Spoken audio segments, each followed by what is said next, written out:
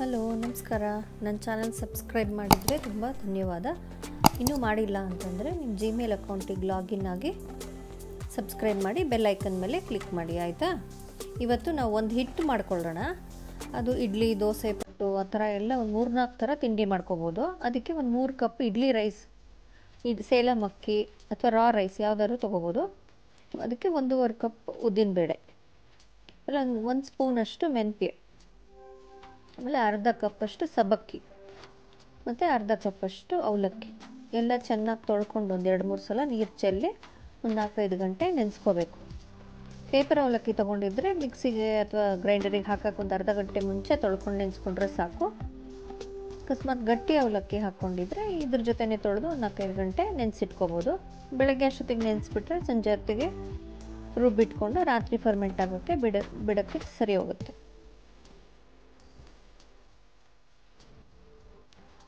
First ಬೇಳೆಗಳನ್ನೆಲ್ಲ ನೀರು ಚೆಲ್ಲಿ ಒಂದು ಸ್ವಲ್ಪನೇ ನೀರು ಹಾಕಿ ಸ್ವಲ್ಪ ಗಟ್ಟಿಯಾಗಿ ರುಬ್ಕೋಬೇಕು. ಮಿಕ್ಸಿಲಾಗಲಿ ಗ್ರೈಂಡರಲ್ಲಾಗಲಿ ಅದನ್ನೊಂದು ಪಾತ್ರೆಗೆ ಬಗ್ಸಿಟ್ಕೊಂಡು,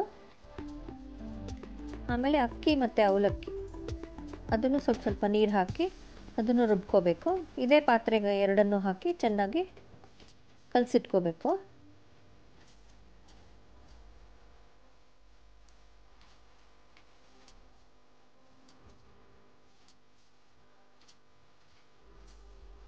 ಅದಕ್ಕೆ 1-2 ಸ್ಪೂನಷ್ಟು ಅಡುಗೆ ಎಣ್ಣೆ ಹಾಕ್ಬಿಟ್ಟು ಅದನ್ನು ಚೆನ್ನಾಗಿ ಮಿಕ್ಸ್ ಮಾಡಿ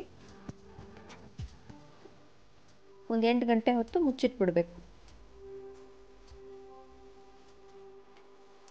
ರಾತ್ರಿ ಆದರೆ ಒಂದು ರಾತ್ರಿ ಬಿಟ್ಟರೆ ಬೆಳಗ್ಗೆ ಅಷ್ಟೊತ್ತಿಗೆ ಚೆನ್ನಾಗಿ ಉಗಿ ಬರುತ್ತೆ. ಹೀಗೆ ಅದಕ್ಕೆ ಒಂದು ದೊಡ್ಡ ಪಾತ್ರೆಲೇ ಹಾಕಿಡಬೇಕು, ಚೆನ್ನಾಗಿ ಉಬ್ಬತ್ತೆ ಅದು.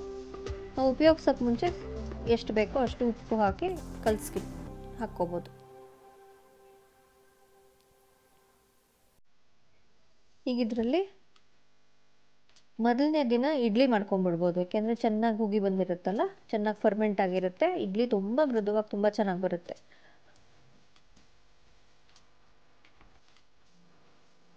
ಇಡ್ಲಿ ಪ್ಲೇಟಿಗೆ ಒಂದು ಅರ್ಧ ಹಿಟ್ಟು ಹಾಕ್ಬಿಟ್ಟು ಒಂದು 12-15 ನಿಮಿಷ ಸ್ಟೀಮ್ ಮಾಡಿ ತೆಗೆದ್ರೆ ರುಚಿಯಾದ ಇಡ್ಲಿ ರೆಡಿ.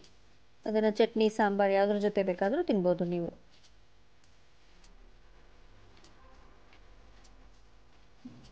ಆಮೇಲೆ ಇದೇ ಹಿಟ್ಟಲ್ಲಿ ಪಡ್ಡು ಮಾಡ್ಬೋದು. ಅದು ಹೇಗೆ ಅಂದರೆ ಕ್ಯಾರೆಟು, ಈರುಳ್ಳಿ, ಹಸಿಮೆಣಸಿನ್ಕಾಯಿ, ಕೊತ್ತಂಬರಿ ಸೊಪ್ಪು, ಕರಿಬೇವು, ಶುಂಠಿ, ಕ್ಯಾಪ್ಸಿಕಮ್ ಎಲ್ಲ ಚೆನ್ನಾಗಿ ಬಾಡಿಸ್ಕೊಂಡು ಈ ಹಿಟ್ಟಿಗೆ ಮಿಕ್ಸ್ ಮಾಡಿಕೊಂಡು ಪಡ್ಡು ಮಣೆ ಇರುತ್ತಲ್ಲ ಅದಕ್ಕೆ ಹಾಕ್ಕೊಂಡು ಎರಡೂ ಕಡೆ ಬೇಯಿಸಿ ಸ್ವಲ್ಪ ಎಣ್ಣೆ ಹಾಕಿ ತೆಗೆದ್ರೆ ರುಚಿಯಾದ ಪಡ್ಡು ರೆಡಿ.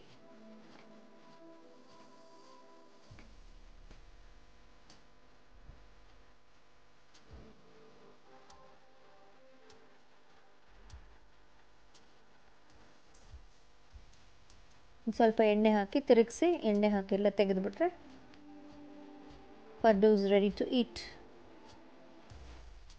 ಚಟ್ನಿ ಜೊತೆ ತುಂಬ ಚೆನ್ನಾಗಿರುತ್ತೆ ಇದು. ಬೆಳಗಿನ ತಿಂಡಿಗೆ, ಲಂಚ್ ಬಾಕ್ಸಿಗೆ, ರಾತ್ರಿ ಅರ್ಜೆಂಟಲ್ಲಿ ದಿಢೀರಂತ ಮಾಡ್ಕೊಳ್ಳೋಕ್ಕೆ ಯಾವಾಗ ಬೇಕಾದ್ರೂ ಮಾಡ್ಕೋಬೋದು.